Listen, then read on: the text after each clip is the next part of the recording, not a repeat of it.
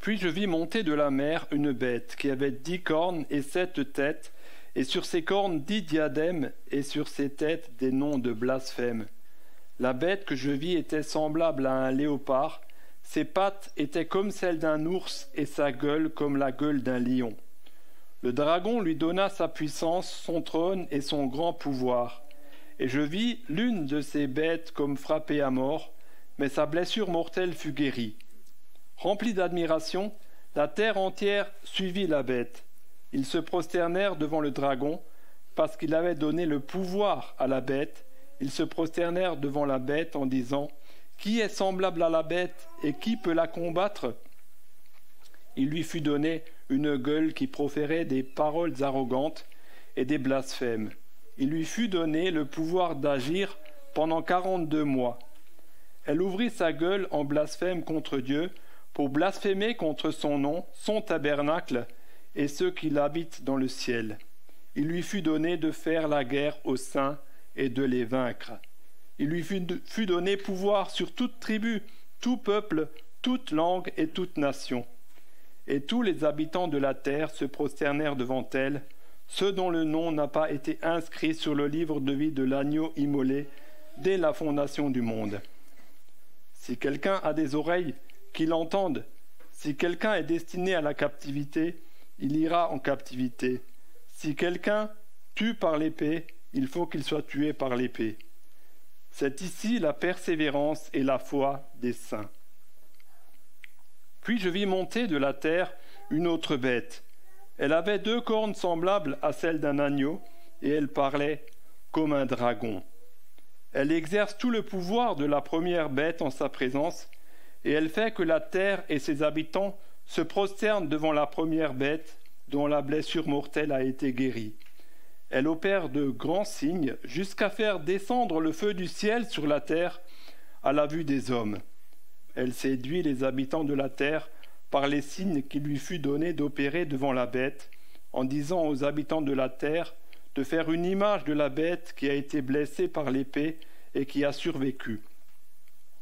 Il lui fut donné d'animer l'image de la bête, afin que l'image de la bête parle et fasse mettre à mort tous ceux qui ne se prosterneraient pas devant l'image de la bête. Elle fait que tous, les petits et les grands, les riches et les pauvres, les hommes libres et les esclaves, reçoivent une marque sur la main droite et sur le front, et que nul ne puisse acheter ni vendre sans avoir la marque, le nom de la bête ou le chiffre de son nom. C'est ici la sagesse. Que celui qui a de l'intelligence calcule le chiffre de la bête. C'est un chiffre d'homme, et son chiffre est 666. La deuxième lecture est dans le livre de Daniel, au chapitre 7, du verset 2 jusqu'au verset 8. Daniel 7, versets 2 à 8.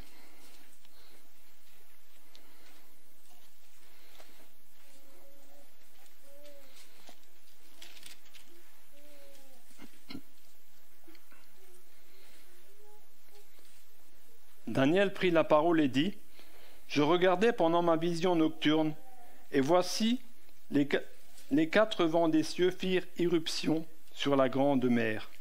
Et 4 énormes bêtes sortirent de la mer, différentes l'une de l'autre. La première était comme un lion et avait des ailes d'aigle. Je regardais, tandis que ses ailes étaient arrachées. Elle fut enlevée de terre et mise debout sur ses pieds, comme un homme, et un cœur d'homme lui fut donné. Et voici une seconde bête, semblable à un ours. Elle se dressait sur un côté, elle avait 3 côtes dans la gueule, entre les dents, et on lui disait : « Lève-toi, mange beaucoup de chair. » Après cela, je regardais, et voici, une autre comme un léopard avait sur le dos 4 ailes d'un oiseau. Cette bête avait 4 têtes, et la domination lui fut donnée. Après cela, je regardais pendant mes visions nocturnes, et voici une 4e bête, terrible, effrayante et extraordinairement forte. Elle avait de grandes dents de fer, elle mangeait, pulvérisait et foulait aux pieds ce qui restait. Elle était différente de toutes les bêtes précédentes et avait 10 cornes. Je considérais les cornes, et voici qu'une autre petite corne sortit du milieu d'elle, et 3 des premières cornes furent arrachées devant elle. Et voici qu'à cette corne, il y avait des yeux comme des yeux d'homme, et une bouche qui parlait avec arrogance. Et encore une troisième lecture dans l'évangile de Matthieu, au chapitre 24, du verset 21 au verset 28. Matthieu 24, verset 21 à 28. C'est Jésus qui parle.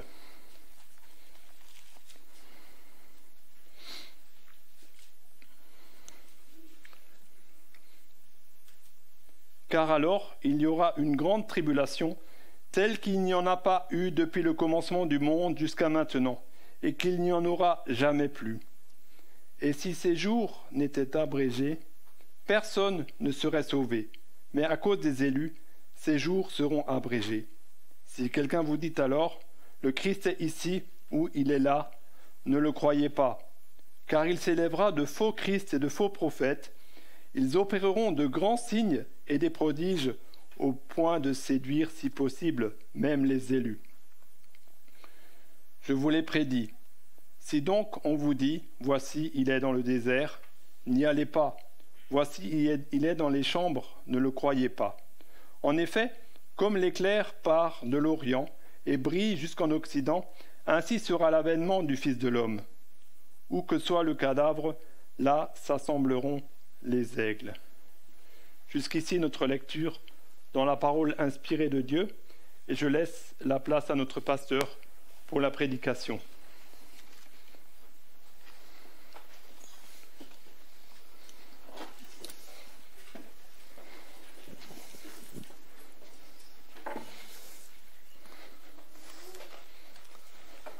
Je vous invite à garder votre Bible ouverte sur ce chapitre 13 de l'Apocalypse. Alors si ça peut vous rassurer, je n'ai pas tout compris moi-même, donc ne vous attendez pas à ce que je vous explique chaque détail de chaque corne et de chaque chose. On est là pour avoir un peu les grandes idées du livre. Et puis il y a des commentaires, il y a un commentaire qui vient de sortir de Sylvain Romerovski sur l'Apocalypse, qui est un très bon commentaire. Donc si vous voulez creuser davantage, prenez le temps de le faire, mais c'est pas possible de traiter chaque détail dans des prédications comme celle-ci. Et d'ailleurs, je ne serais pas capable.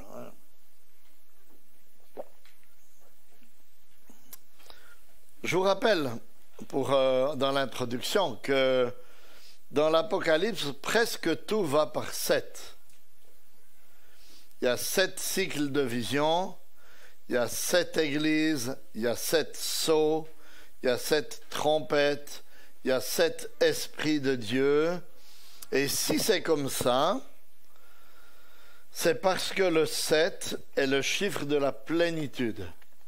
Le 7 est le chiffre de Dieu, de la perfection. Et si vous avez le tableau sous les yeux, vous voyez qu'avec le chapitre 12, on est entré dans la deuxième grande partie de l'Apocalypse. Et avec le chapitre 12, et que comme pour les autres cycles, ce cycle couvre toute l'histoire de l'Église. Il va depuis l'incarnation, la naissance de Jésus, chapitre 12, versets 1 et 2, jusqu'au jugement dernier, qui sera décrit au chapitre 14, versets 14 à 20. Et dimanche dernier, donc avec cette première partie du 4e cycle, on a étudié les coulisses du combat de l'Église. J'ai pris l'image des coulisses d'un théâtre, qui fait qu'il y a des tas de choses qu'on ne voit pas pour que la pièce de théâtre puisse se dérouler sur les planches. Et c'est un peu ça. Le chapitre 12, c'est les coulisses de l'histoire, des choses qu'on ne voit pas, mais qui sont bien réelles et qui vont avoir une incidence et un impact très important sur la pièce de théâtre de l'histoire qui est en train de se dérouler maintenant dans le monde. Et donc, il faut toujours nous rappeler ce qu'on a découvert dans les coulisses pour ne pas ne pas lire la pièce de théâtre d'une mauvaise manière.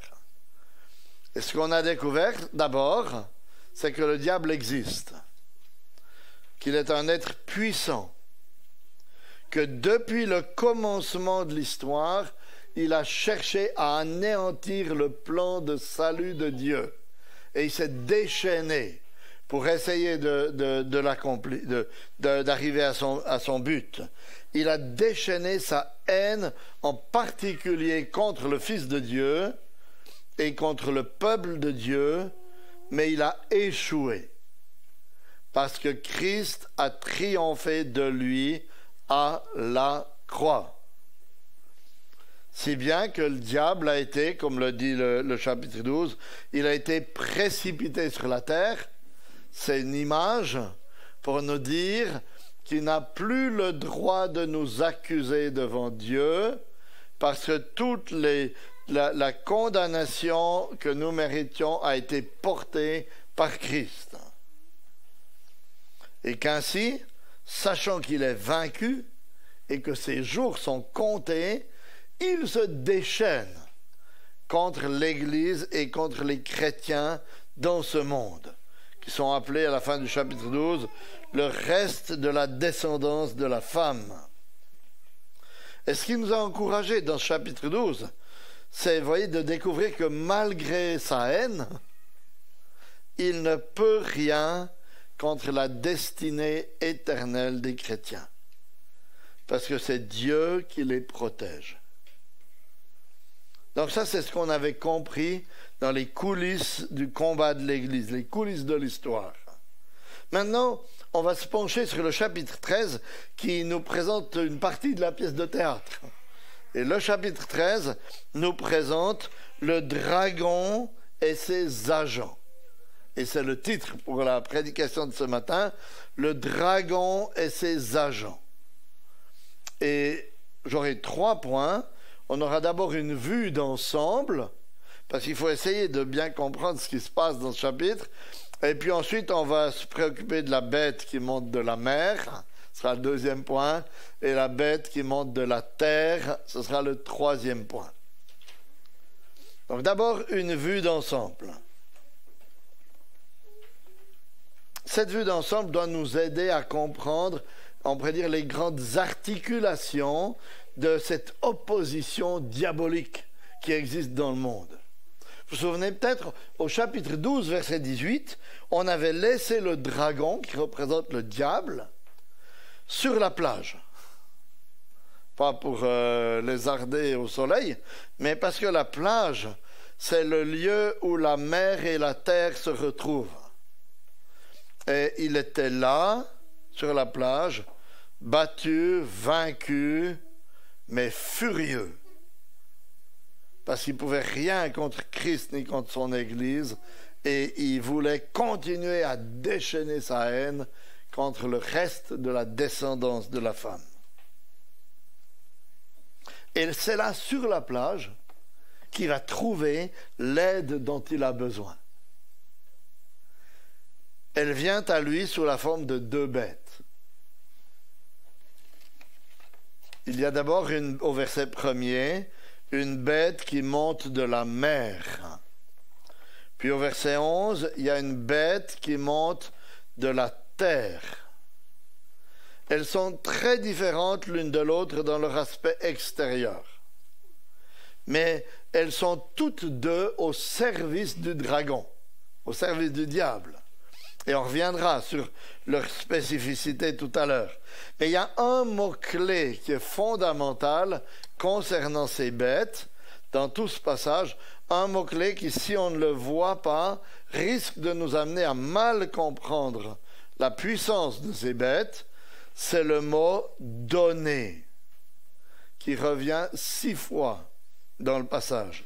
À la fin du verset 2, il est dit « Le dragon lui donna sa puissance ». Verset 5, « Il lui fut donné une gueule ». Au début du verset, un peu plus loin, toujours verset 5, « Il lui fut donné le pouvoir d'agir pendant 42 mois ». Verset 7, « Il lui fut donné verset 14.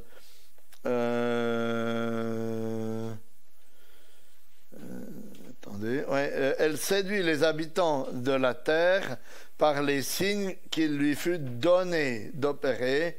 Verset 15, il lui fut donné d'animer l'image de la bête.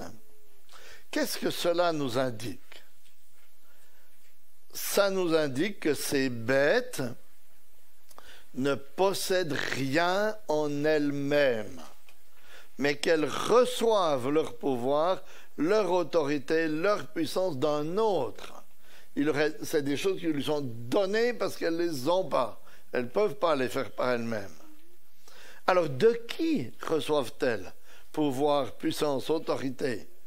La première citation, là au verset 2, nous le dit, fin du verset 2, le dragon lui donna sa puissance, son trône et un grand pouvoir. Ces deux bêtes reçoivent leur pouvoir, leur puissance du dragon, du diable. Et c'est extrêmement important de nous rappeler cela afin de ne pas nous tromper lorsqu'on regarde la pièce de théâtre. Vous voyez? Ces deux bêtes ont un pouvoir très fort de violence, pour mettre à mort certains, pour tromper, ruser, séduire. Mais leur pouvoir si fort leur vient ou leur a été donné par le dragon. Mais le dragon, son pouvoir à lui, quel est-il? Le dragon, il est vaincu. Donc, vous voyez, il y a un pouvoir qui semble extraordinaire. Il y a toutes sortes de choses qui se passent avec ces deux bêtes, mais leur pouvoir est le pouvoir de notre ennemi vaincu à la croix du Christ. Donc, il ne faut pas nous laisser impressionner par les choses extraordinaires qui arrivent par le moyen de ces deux bêtes, parce que leur puissance est beaucoup moins grande que celle du Seigneur, qu'il a vaincu à la croix. Et vous voyez, ça nous aide à voir la pièce de théâtre d'une autre manière quand on comprend ça. Hein? Même si par moments, elle paraît très forte, leur puissance est limitée par Dieu. Et en plus, elle ne dure qu'un peu de temps. On avait vu au chapitre 12, verset 12, à la fin du verset 12, il est dit « Car le diable est descendu vers vous plein de fureur, sachant qu'il a peu de temps. » Donc c'est un ennemi qui ne peut pas aller au-delà de ce que Dieu lui permet d'aller. Alors en quoi consiste la mission de ces deux bêtes? Leur mission consiste à essayer d'entraîner tout le monde à adorer le dragon et à se courber devant lui. C'est-à-dire, leur mission, c'est d'essayer à attirer le monde entier à se prosterner devant Satan, devant le diable. Regardez verset 4. Ils se prosternèrent devant le dragon parce qu'il avait donné le pouvoir à la bête. Ils se prosternèrent devant la bête en disant « Qui est semblable à la bête et qui peut la combattre ?» Puis verset 12. Elle exerce tout le pouvoir, c'est la deuxième bête. Elle exerce tout le pouvoir de la première bête en sa présence, et elle fait que la terre et ses habitants se prosternent devant la première bête dont la blessure a été guérie. Le but, c'est que toute la terre, tous les habitants de la terre, se prosternent devant le dragon et devant la première bête. Et la deuxième bête va faire tout ce qu'elle peut pour pousser les hommes à cela. Maintenant, est-ce que ces bêtes arrivent à leur fin? Presque. Regardez verset 8. Il est dit « Et tous les habitants de la terre se prosterneront devant elle. » Tous? Presque. Vraiment tous? Non. Parce qu'à la fin du verset 8, il dit « Ceux dont le nom n'a pas été inscrit sur le livre de la vie de l'agneau immolé depuis la fondation du monde. » Vous voyez, tous se prosternent devant ces bêtes, sauf tous ceux dont le nom a été écrit dans le livre de l'agneau, le livre de vie, avant la fondation du monde. Ou, si on veut reprendre d'autres expressions qu'on a déjà vues dans le livre de l'Apocalypse, tous sauf ceux qui ont le sceau de Dieu sur leur front. Tous sauf ceux qui sont son Église qui a été cachée et nourrie au désert. Tous sauf les 144 000, sur lesquels on va revenir à partir du chapitre 14, verset 1er. Donc, vous voyez, ces bêtes arrivent à amener tous les êtres humains qui n'ont pas été sauvés par Dieu à se soumettre au diable et à l'adorer. Elles le font en mettant leur propre marque, versets 16 à 18, sur le front et la main droite de leurs adeptes. Le front, c'est le siège de la pensée. La main, c'est le symbole de l'action. Donc, ce qu'il est en train de dire, c'est qu'ils vont elles vont formater la pensée et l'action des gens pour qu'ils agissent en accord avec ces deux bêtes, ou avec le dragon. Ainsi, vous voyez, ces bêtes arrivent à amener tous les êtres humains qui n'ont pas été sauvés par Dieu à se soumettre au diable et à l'adorer.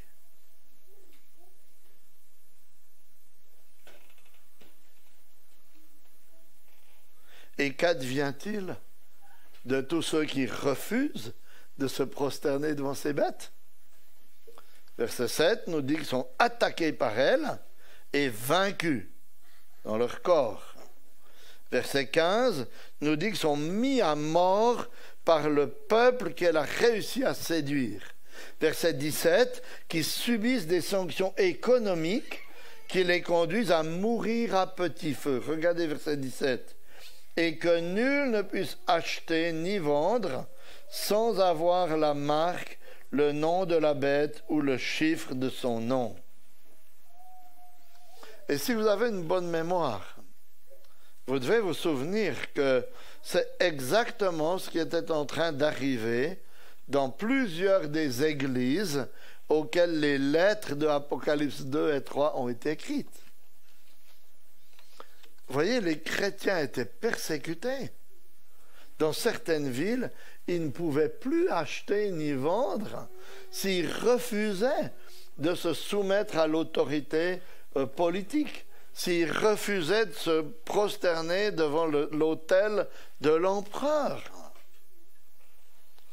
Donc, cette vue d'ensemble qu'on vient de découvrir parlait à ces chrétiens du 1er siècle. Parce qu'elle était tout à fait réelle pour eux. C'est ce qu'ils étaient en train de vivre, un bon nombre d'entre eux. Vous voyez, elle se déroulait devant leurs yeux, cette scène. Comme en fait, elle se déroule devant les yeux de tous les chrétiens de tous les temps, comme on va le voir dans quelques instants. Et nous découvrons donc dans ce dragon et ces deux bêtes, on pourrait presque dire une sorte de trinité diabolique qui essaye de singer Dieu pour tromper les hommes et les induire en erreur. Et c'est frappant, on n'a pas le temps de toutes les voir, mais c'est frappant de voir les similitudes trompeuses entre ces bêtes et les personnes de la Trinité. On va juste en regarder quelques-unes. Au verset 3, la première bête, je relis ce verset, « Et je vis l'une de ses têtes comme frappée à mort, mais sa blessure mortelle fut guérie. Remplie d'admiration, la terre entière suivit la bête. » Vous voyez, la première bête a une corne qui semblait morte et qui reprend vie et qui suscite l'admiration de la terre entière. Verset 12, on voit que la deuxième bête n'attire pas les personnes à elle, mais elle conduit tout le monde à adorer la première bête. Verset 12. Elle exerce tout le pouvoir de la première bête en sa présence, et elle fait que la terre et ses habitants se prosternent devant la première bête dont la blessure mortelle a été guérie. Versets 13 et 14, elle opère des signes extraordinaires. Verset 16, elle applique une marque distincte à tous ceux qui la suivent. Est-ce que ça vous fait penser à quelque chose? Bien sûr, vous voyez. Ça nous fait penser au rapport et au rôle qui existent au sein de la Trinité. C'est le Fils qui a reçu la puissance du Père afin de mourir et de ressusciter. Et l'Esprit nous est présenté par Jésus dans Jean 16, 14, comme celui qui ne parle pas de lui-même, mais qui rappelle l'œuvre du Fils et qui conduit à adorer le Fils. C'est l'Esprit qui a opéré des signes et des prodiges à la Pentecôte. C'est l'Esprit qui marque de son sceau chaque enfant de Dieu. Donc, vous voyez ces parallèles extraordinaires. Le diable, décrit ici, essaye d'imiter Dieu pour tromper les hommes. Si bien que nous découvrons encore...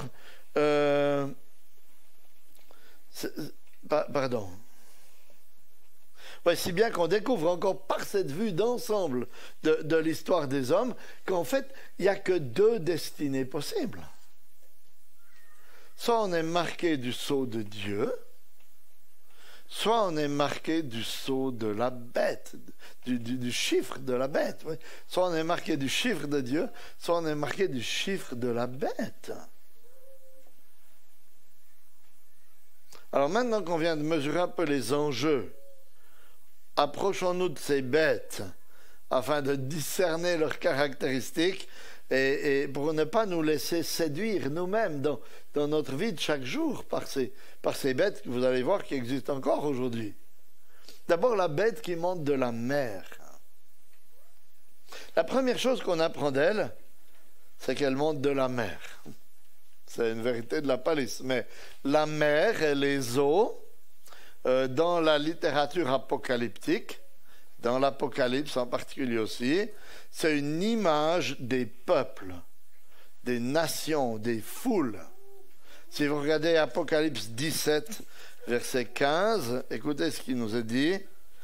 Il me dit, les eaux que tu as vues, sur lesquelles la prostituée est assise, ce sont des peuples, des foules, des nations et des langues. Donc, cette bête qui jaillit ici, jaillit de l'humanité, jaillit des peuples. Et on découvre d'emblée qu'elle a une ressemblance avec le dragon lui-même. Parce qu'elle a aussi, on voit ça au verset 1er, elle a aussi 7 têtes et 10 cornes. Comme le dragon, chapitre 12, verset 3, qui avait 7 têtes et 10 cornes. Mais cette fois, les diadèmes sont sur les cornes et non sur les têtes. Alors que les têtes portent des noms de blasphème.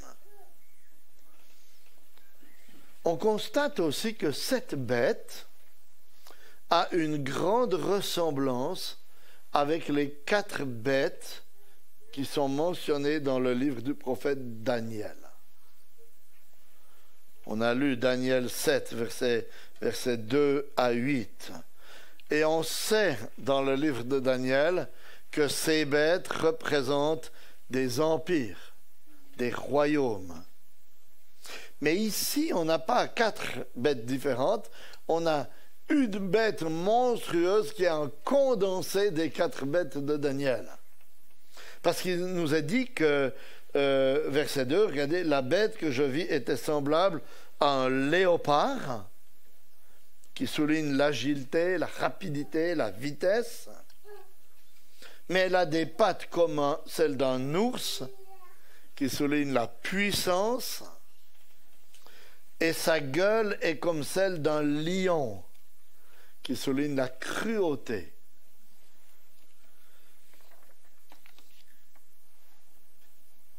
donc ces 4 bêtes de Daniel qui représentaient des royaumes, la 4e étant Rome, hein, avec 10 cornes, sont synthétisées dans cette seule bête terrible, cette première bête qui monte de la mer. Et voyez, pour des lecteurs du 1er siècle, qui avaient encore l'histoire d'Israël et qui connaissaient le livre de Daniel, ils devaient tout de suite identifier la bête qui monte de la mer aux puissances politiques impériales qu'ils connaissaient. Parce que les bêtes de Daniel faisaient référence à l'Empire babylonien, à l'Empire médo-perse, à l'Empire grec, et puis à l'Empire romain, qui était celui qui existait encore lors de l'écriture de l'Apocalypse. Donc, ça devait immédiatement leur faire penser à Rome. Et cela est confirmé encore, parce que le fait que Rome avait eu 10 empereurs avant Domitien, qui régnait au moment de l'écriture de l'Apocalypse, comme les 10 cornes. Et 7 de ces empereurs avaient marqué l'Empire en encourageant le culte impérial. Donc c'est 7 têtes avec des noms de blasphème sans doute. En plus, à l'époque, on faisait circuler le bruit que Vespasien et Domitien était une sorte de résurrection de Néron qui s'était suicidé en l'an 68. Comme cette corne qui, soi-disant, était morte et reprenait vie. Donc, si vous étiez un chrétien au 1er siècle, vous auriez tout naturellement vu l'Empire romain dans cette bête. Et comme le dit le verset 5, disent le verset 5 et 6, son pouvoir s'étend, la fin du verset 5, sur 42 mois. Ça vous rappelle quelque chose? On a vu déjà cette mathématique de l'Apocalypse. 42 mois, c'est égal à un temps, des temps et la moitié d'un temps. 42 mois, c'est égal à 3 ans et demi. C'est égal à 1260 jours.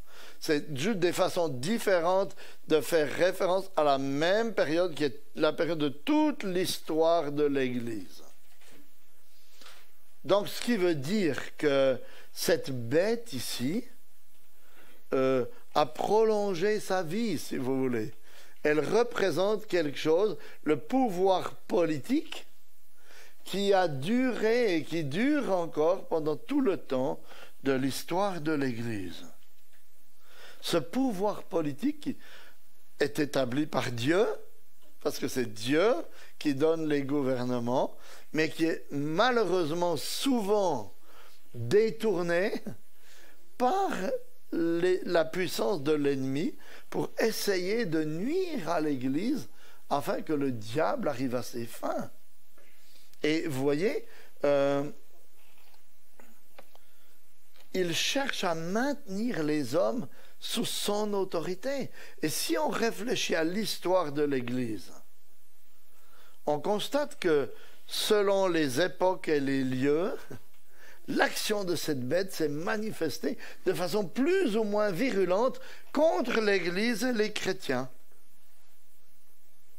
Pensez à l'opposition acharnée de Louis XIV envers les protestants au XVIIe siècle en France. Allez au musée du désert, si vous n'êtes jamais allé au musée du désert. C'est juste à côté d'Andu, c'est très instructif. Au musée du désert, vous allez voir des longues listes de noms de tous les chrétiens qui ont été envoyés aux galères par ce roi. Et il y a seulement un tout petit peu plus de 300 ans en France. Ça paraît très très loin, mais c'est pas si vieux que ça. 300 ans en France. Peut-être que si vous regardez les noms, vous allez trouver des gens avec le nom de votre famille. En tout cas, il y en a un avec le nom de ma famille. Sans doute vous allez en trouver, peut-être pas tête gamme, mais peut-être d'autres, vous voyez. C'est pas si loin que ça. Pensez à ce qui s'est passé au siècle dernier dans le pays de l'Est, dans les pays de l'Est, ce qui se passe encore actuellement dans bien des pays. La mission Portes Ouvertes, qui se préoccupe des chrétiens persécutés dans le monde, nous dit qu'un chrétien sur 8 est actuellement persécuté. 260 millions de chrétiens sont persécutés actuellement. Plus concrètement encore, pensez à cette attitude laïcarde, entre guillemets, j'ai contrôlé, le mot existe, hein, il y a de laïque, du gouvernement actuel, ici en France, qui étale et encourage toutes sortes d'immoralités en prétendant qu'il s'agit de la bonne morale, la morale de la tolérance, alors qu'en même temps, il tente de contrôler de plus en plus l'exercice de la religion dans ce pays. Et vous voyez, on pourrait allonger la liste. Dans chaque siècle, dans chaque demi-siècle, dans chaque pays, on peut trouver des liens. Hein, et j'en donne juste 2 ou 3. Mais ce qu'il y a d'encourageant dans ce texte d'Apocalypse 13, c'est de savoir que Dieu a annoncé ces choses. C'est de savoir que Dieu a annoncé que Satan allait par moments instrumentaliser le pouvoir politique pour séduire les hommes. Et qu'ainsi, on ne doit pas être trop surpris de ce qui arrive même dans notre pays actuellement.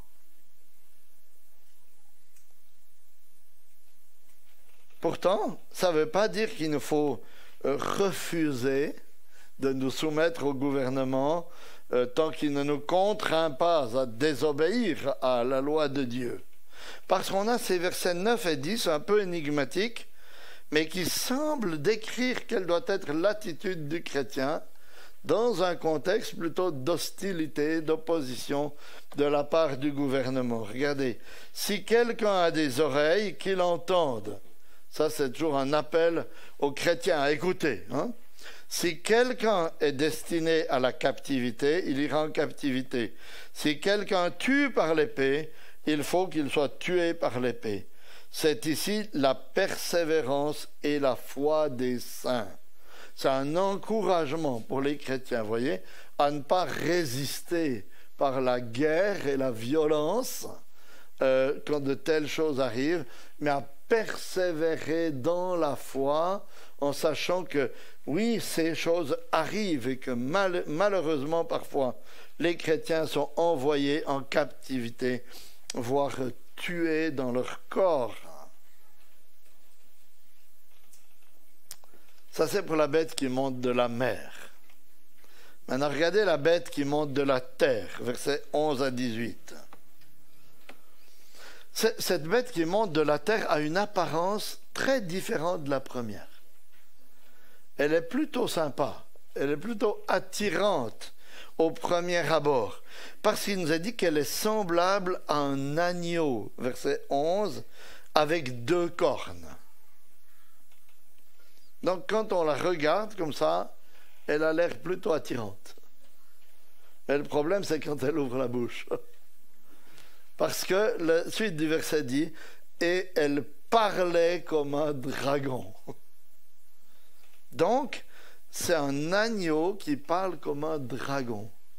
C'est une bête qui se présente sous une apparence trompeuse. Malgré son air d'agneau, elle ne cherche qu'une chose. Elle cherche à inciter par divers moyens tous les hommes à adorer la première bête et à adorer le dragon, comme cela est dit au verset 12. Et elle se sert de la séduction pour parvenir à ses fins.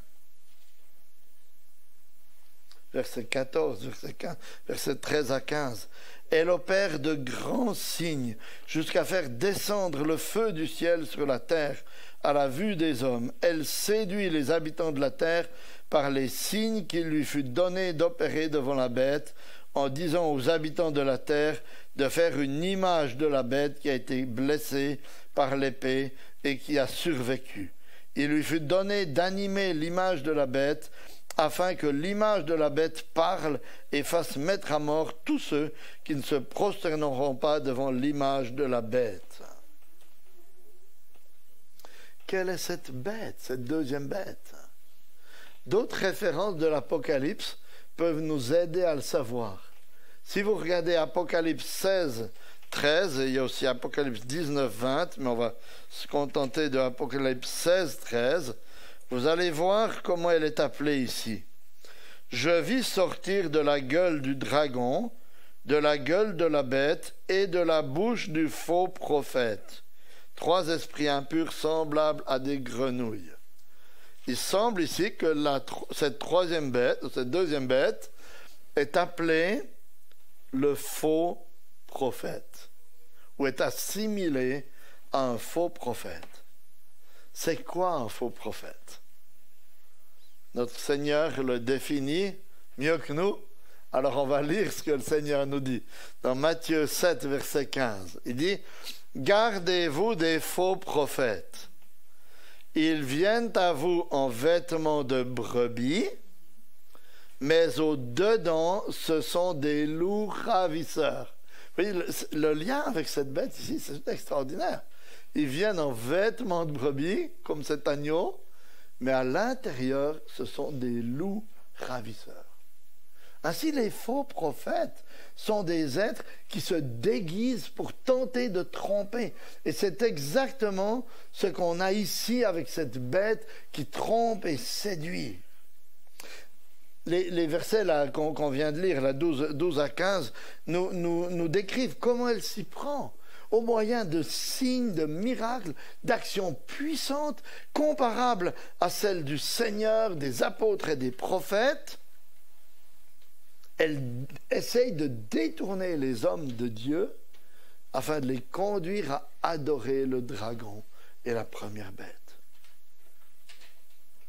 Et c'est ce que nous découvrons ici peut-être. Ce qu'on découvre ici peut être mis en parallèle avec l'enseignement du Nouveau Testament de façon plus large. Parce que dans le Nouveau Testament, en dehors des contextes où il est parlé de signes et merveilles et prodiges accomplis par le Seigneur et par les apôtres, quand ces mots sont employés, c'est toujours pour faire référence à des signes trompeurs, à des signes dont le but est d'égarer, si possible, les croyants. C'est pourquoi on a lu Matthieu 24, 24, où ces mêmes mots sont employés. Et il est dit, car il s'élèvera de faux Christ et de faux prophètes, ils feront de grands signes et des prodiges, au point de séduire, si possible, les élus. Et lorsque l'Antichrist viendra, le texte de 2 Thessaloniciens 2.9 nous décrit les choses de la même manière. Écoutez, l'avènement de l'impie se produira par la puissance de Satan avec toutes sortes de miracles, de signes et de prodiges mensongers. Les signes, les prodiges sont une manière utilisée par cette bête pour chercher de détourner les croyants de l'Évangile et du Seigneur. C'est pourquoi actuellement, quand vous entendez parler de signes, de miracles, de prodiges en grand nombre, soyez sur vos gardes. Parce que la parole inspirée de Dieu lie ces choses à la tromperie et à la séduction. Alors ne me faites pas dire ce que je n'ai pas dit. Je n'ai pas dit qu'il ne pouvait pas y avoir de miracle. Je n'ai pas dit que Dieu ne pouvait pas guérir. Dieu ne pouvait pas même ressusciter un mort s'il le veut. Ce n'est pas ça que je suis en train de dire. C'est que quand il y a des mouvements qui nous parlent de ça et qui mettent l'accent là-dessus, il faut être extrêmement prudent. C'est pourquoi je pense que cette bête qui séduit représente très vraisemblablement, et je ne suis pas le seul à le dire, hein, enfin, un bon nombre de commentateurs le disent avec moi, ou je le dis avec eux plutôt, représente les fausses religions qui, par toutes sortes de tromperies, s'associent souvent au gouvernement pour maintenir les gens dans l'aveuglement ou sous l'autorité de Satan, pour séduire et persécuter même certains. Et ça aussi, si on pourrait regarder tous les siècles dans l'histoire de l'Église, et on verrait cette réalité confirmée. Mais prenons juste quelques exemples. Qui est-ce qui soutenait Louis XIV dans sa persécution des protestants? C'est l'Église catholique romaine, n'est-ce pas? Alors que Louis XIV n'avait rien d'un enfant de cœur et avait des mœurs pas très très catholiques, disons. Hein? Maintenant, qui est-ce qui encourage la persécution des chrétiens dans les pays musulmans? C'est presque toujours l'islam. Qui est-ce qui persécute actuellement les chrétiens au Sri Lanka, en Inde, avec souvent plus ou moins l'appui explicite du gouvernement? C'est très régulièrement les prêtres bouddhistes et hindous. On nous le dit rarement ça ici, hein, parce qu'on croit que le bouddhisme est une religion pacifique. Hein. Qui est-ce qui appuie notre gouvernement dans son relativisme moral? Mais c'est même les églises qui ne croient plus à l'inspiration de la parole, que la parole est la vérité. Les églises qui elles-mêmes continuent maintenant à bénir toutes sortes de déviances. Vous voyez, ces fausses religions ne sont pas neutres, mais elles sont instrumentalisées par le diable afin de conduire nos contemporains à se détourner du vrai Dieu, à manifester leur hostilité envers ceux qui sont fidèles à Jésus-Christ et qui refusent le compromis et l'idolâtrie. Et ce qu'il y a d'encourageant dans ce texte, c'est de voir que ça nous est annoncé. Et que vous pouvez regarder dans tous les siècles de l'histoire de l'Église et vous avez la confirmation que ces choses se sont passées comme ça dans tous les siècles de l'histoire de l'Église. Mais pour terminer, maintenant il faut arriver à ce que vous attendez tous avec impatience depuis le début, je suis sûr. C'est ce fameux chiffre qu'on trouve au verset 18, n'est-ce pas? Si vous êtes tous passionnés par cette histoire, vous dites comment on va expliquer ce fameux chiffre? C'est une question qui a toujours passionné les chrétiens tout au long de l'histoire de l'Église. Si bien qu'ils ont cherché une évidence à ce 666 dans toutes sortes de noms. Au 1er siècle, certains disaient que ce 666 faisait référence à Néron, parce qu'avec la valeur mathématique des lettres de son nom en hébreu, on arrivait à 666. D'autres, au XXe siècle, sont arrivés à faire un calcul un peu identique pour Hitler, et puis pour d'autres encore. Si bien qu'un homme, déjà au IXe siècle, a dit, je le cite, « Cessez de calculer, sinon vous risquez encore de trouver votre propre nom. » Donc c'était bien dit, hein, n'est-ce pas? Arrêtez de calculer parce que vous risquez de trouver votre propre nom. Parce que c'est un chiffre, nous est-il dit au verset 17 et 18, verset 18, qui doit être calculé avec sagesse et intelligence. C'est-à-dire avec une perception spirituelle des choses. Et si vous deviez donner un chiffre à cette trinité diabolique qui cherche à imiter la trinité divine, quel chiffre est-ce que vous lui donneriez? Moi, je lui donnerais un 0. Nul. Parce que malgré tous ces stratagèmes de violence, de séduction, de manipulation, elle n'arrive pas à ses fins. Parce qu'elle fait tout ça pour essayer de nuire au peuple de Dieu. Et il n'y en a pas un qui tombe. Enfin, qui tombe. Il n'y en a pas un, vous voyez, qui est ravi de la main de Dieu. Elle n'arrive pas à nuire à un seul de ceux dont le nom est inscrit dans le livre de vie de l'agneau. Et Sylvain Romerovski, dont je vous parlais tout à l'heure, qui a écrit ce gros commentaire sur l'Apocalypse dernièrement, nous dit que le 666, c'est la manière biblique de démontrer, et voilà je le cite, la médiocrité persistante face à la perfection de Dieu.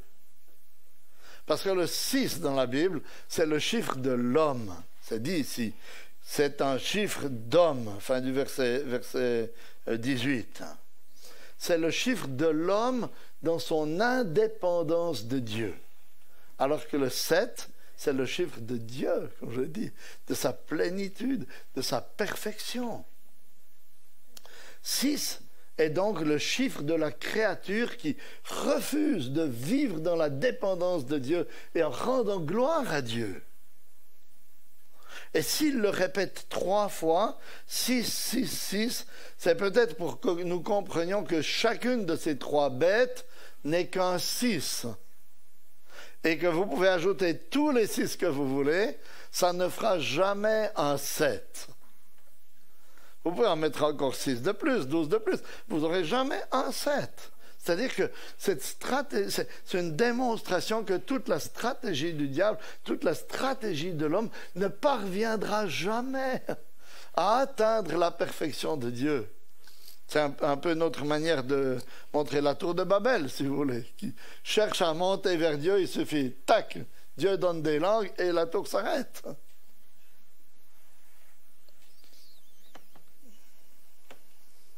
Ainsi, le diable, les bêtes qui l'assistent et le peuple marqué de leurs chiffres ne parviendront jamais à contester et à ravir la divinité et la gloire de notre Seigneur. Voyez, c'est pourquoi il me semble que comme le sceau du Saint-Esprit n'est pas quelque chose qu'on voit littéralement, mais une réalité spirituelle, ce signe de la bête, ce 666, aussi est une réalité spirituelle.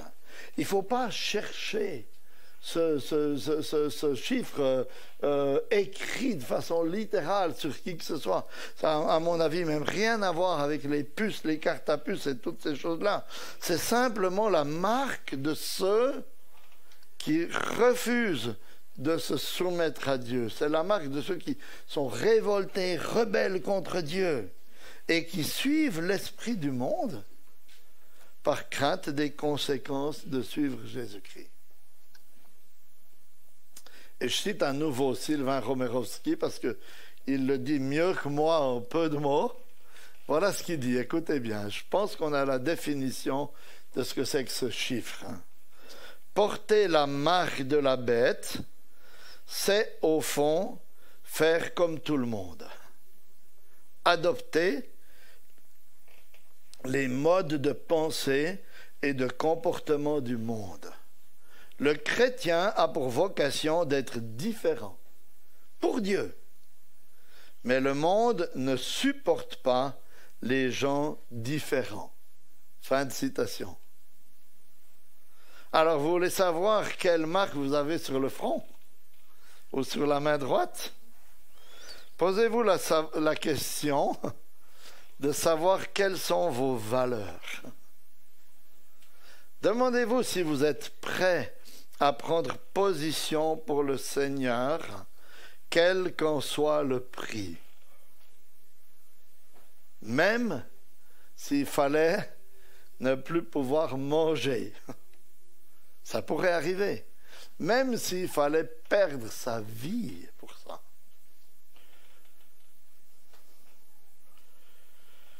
Cela a été l'expérience du pasteur allemand, Dietrich Bonhoeffer, pendant la Deuxième Guerre mondiale. On pourrait dire simplement, il a simplement refusé de se soumettre au nazisme. Et il a été emprisonné et il en est mort.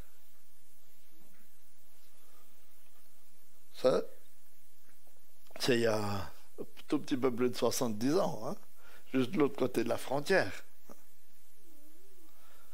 Voilà, chers amis, quel est l'éclairage biblique sur la pièce de théâtre de l'histoire des hommes. Alors ne vous fiez pas aux apparences trompeuses, parce que bien que le dragon et les bêtes semblent les plus forts, ils sont des ennemis vaincus, dont la défaite se manifeste par leur incapacité à ravir un seul chrétien de la main du Seigneur. Alors ne vous laissez pas séduire et troubler par les apparences du dragon et de ses agents, parce qu'ils sont des ennemis vaincus par Christ à la croix. C'est pourquoi c'est en lui seul qu'il vous faut placer toute votre confiance si vous voulez ne pas être déçus au dernier jour. Amen.